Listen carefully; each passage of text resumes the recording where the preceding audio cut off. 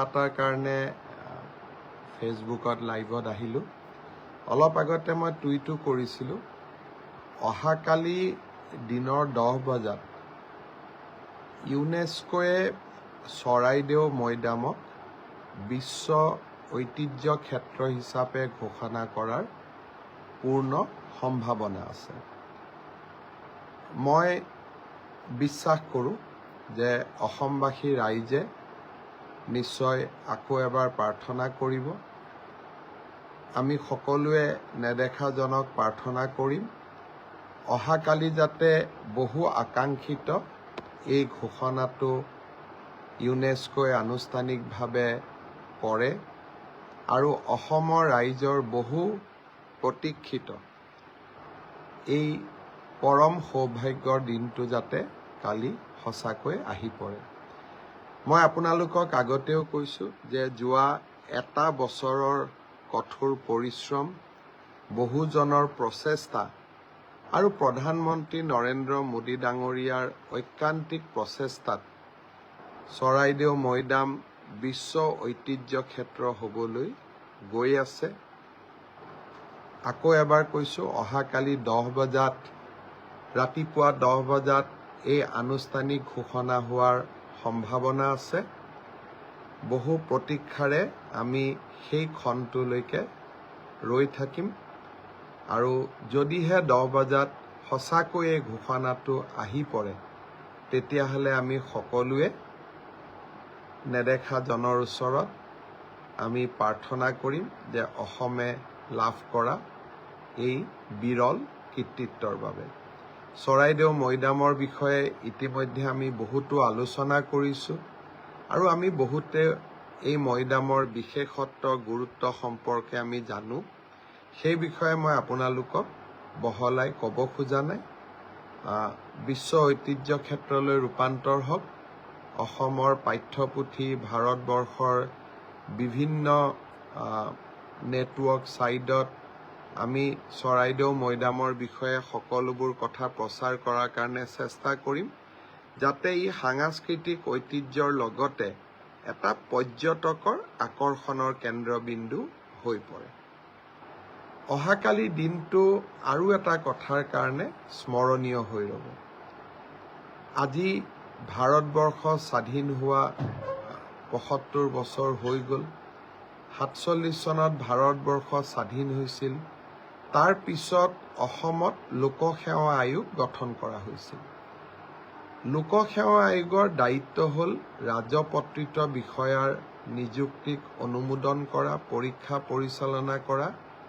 বিশেষকৈ তেওঁলোকৰ এটা ডাঙৰ দায়িত্ব হ'ল যে আছাম চিভিল ছাৰ্ভিচেছ, যাৰ জৰিয়তে নেকি ACS, APS এই বিষয়াসকলক নিযুক্তি দিয়া হয়, তেওঁলোকৰ নিযুক্তিৰ পৰীক্ষা পৰিচালনা কৰা হয়। ইমান দিনে এই পৰীক্ষাৰ প্ৰশ্ন কাকত ইংৰাজীতে ছপা হৈছে। বঙাইগাঁৱত অনুষ্ঠিত অসম চৰকাৰৰ কেবিনেটে সিদ্ধান্ত লৈছিল যে আমি অসমৰ যিটো অফিচিয়েল লেংগুৱেজ, চৰকাৰী ভাষা, যাক আমি ৰাজ্যৰ সকলো কাম কাজতে ব্যৱহাৰ কৰোঁ, সেই ভাষাটো হ'ল অসমীয়া আৰু এই অসমীয়াত আমি লোকসেৱা আয়োগৰ প্ৰশ্ন কাকত আমি প্ৰকাশ কৰিম। ইংৰাজীও থাকিব, কিন্তু অসমীয়াটো প্ৰশ্ন কাকত ছপোৱা হ'ব আৰু যি অসমীয়া মাধ্যমত পঢ়া ল'ৰা ছোৱালীয়ে তেওঁলোকে অসমীয়াতে উত্তৰো দিব পাৰিব। সেই সময়ত বঙাইগাঁও কেবিনেটৰ পিছত বহুজনে আমাৰ সততা সম্পৰ্কে সন্দেহ প্ৰকাশো কৰিছিল, কিন্তু অহাকালি সেই স্মৰণীয় মুহূৰ্তটো আহি পৰিব। লোকসেৱা আয়োগৰ কম্পিটিটিভ পৰীক্ষাৰ মেইনছ এক্সামিনেশ্যন কালিৰ পৰা আৰম্ভ হ'ব আৰু প্ৰথমবাৰৰ বাবে আমাৰ ৰাজ্যত অসমীয়াতে প্ৰশ্ন কাকত ছপোৱা হ'ব। ইংৰাজীৰ লগত অসমীয়াও থাকিব, যি আমাৰ বাবে এটা পৰম সৌভাগ্যৰ দিন বুলি বিবেচিত হ'ব। লাচিতৰ ৪০০তম জন্ম জয়ন্তী, চৰাইদেউ মৈদামলৈ বিশ্ব ঐতিহ্যৰ স্বীকৃতি, লোকসেৱা আয়োগৰ পৰীক্ষা, অসমীয়াত অংকিত হোৱা, মুদ্ৰণ হোৱা বা অসমীয়াতে ল'ৰা ছোৱালীয়ে উত্তৰ কৰিব পৰা, ৰাজ্যখনত আগতে বহু নোহোৱা কাম যোৱা 3টা বছৰত আমাৰ সন্মুখত হোৱা আমি দেখিবলৈ পাইছোঁ, যি সঁচাকৈয়ে অসমৰ বাবে এটা গৌৰৱৰ মুহূৰ্ত, গৌৰৱৰ ক্ষণ। মই আৰু এটা কামত লাগি আছোঁ, সেইটো হৈছে যে অসমীয়াক ক্লাছিকেল লেংগুৱেজৰ মৰ্যাদা প্ৰদান কৰা। ক্লাছিকেল লেংগুৱেজ মানে কি?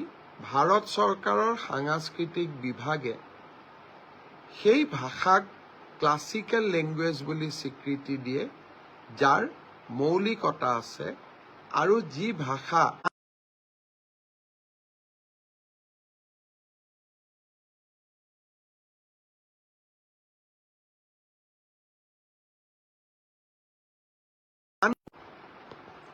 তেনেকুৱা ভাষাকে ক্লাছিকেল ভাষাৰ মৰ্যাদা প্ৰদান কৰা হয়। তামিল আৰু কেইবাটাও ভাষাক 5টা ভাষাত ভাৰত চৰকাৰে এতিয়ালৈকে ক্লাছিকেল লেংগুৱেজৰ স্বীকৃতি দিছে। অসমে যাতে ক্লাছিকেল লেংগুৱেজৰ স্বীকৃতি পাব পাৰে অসমীয়া ভাষাই, তাৰ কাৰণেও মই নিৰন্তৰ প্ৰচেষ্টা চলাই আহিছোঁ আৰু মই ভাবোঁ যে এই দিশত আমি কোনোবা দিন নহয় কোনোবা দিনত সফল হ'ব পাৰিম। যোৱাকালি কেন্দ্ৰৰ গৃহ মন্ত্ৰণালয়ে এখন বৈঠক আহ্বান কৰিছে, য'ত অসমৰ NRCৰ বায়'মেট্ৰিকৰ বিষয়টো আলোচনা হ'ব। কেন্দ্ৰীয় গৃহমন্ত্ৰী অমিত শ্বাহ ডাঙৰীয়াক মই সাক্ষাৎ কৰি বায়'মেট্ৰিক্স বন্ধ হৈ থকা 9,22,000 লোকৰ বায়'মেট্ৰিক্স খুলি দিবৰ বাবে মই তেখেতক বিনম্ৰতাৰে সৈতে অনুৰোধ কৰিছিলোঁ।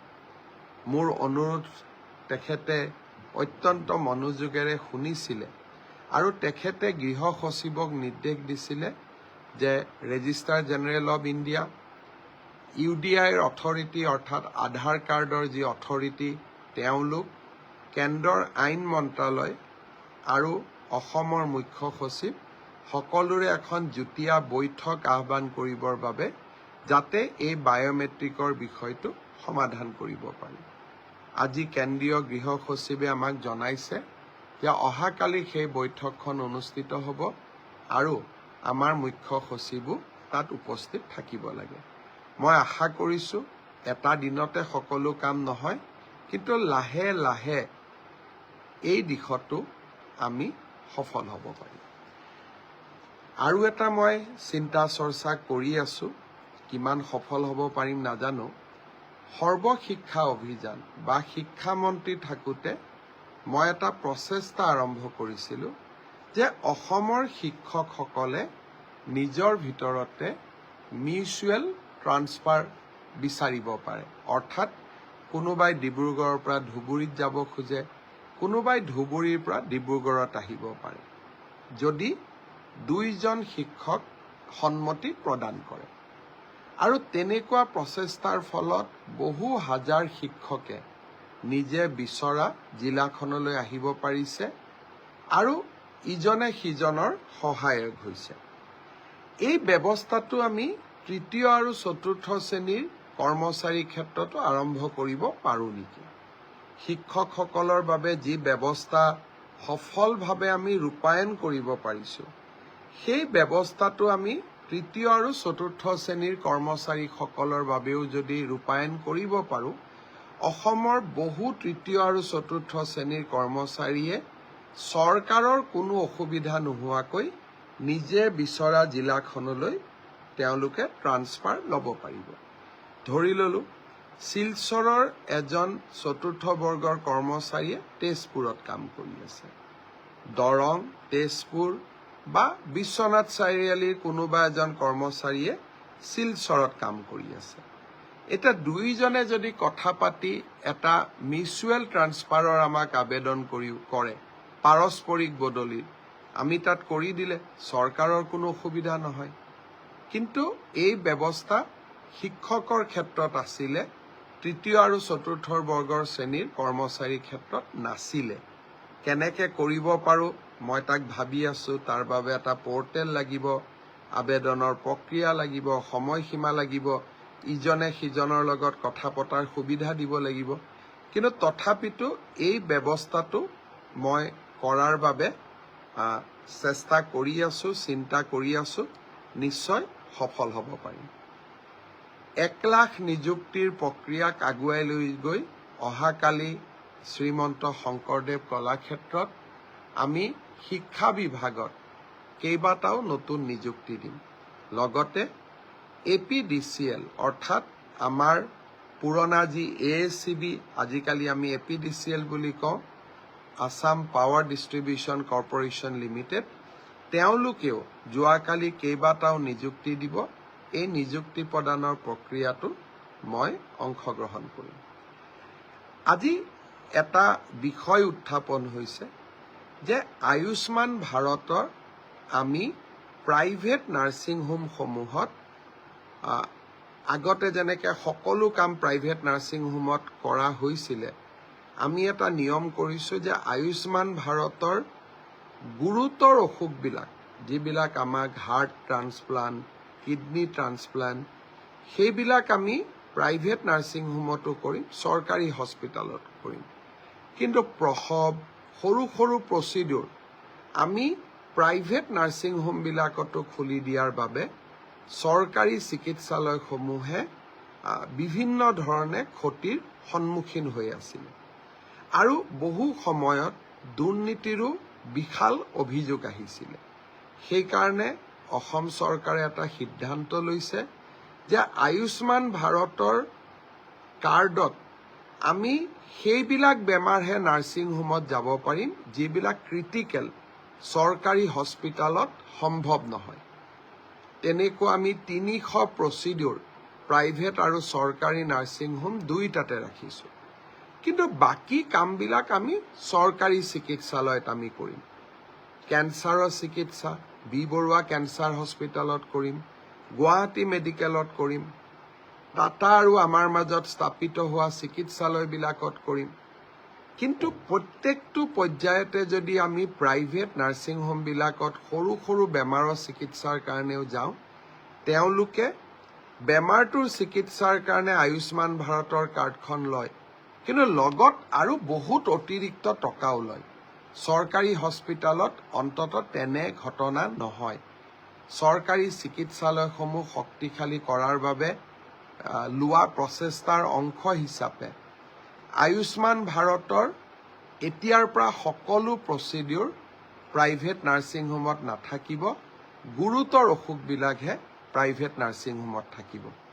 এই কথাটোৰ কাৰণে আমি কোনেও বেয়া পাব নালাগে। চৰকাৰী হস্পিটেলবিলাক সুদৃঢ় কৰা, ভাল কৰা আমাৰ দায়িত্ব।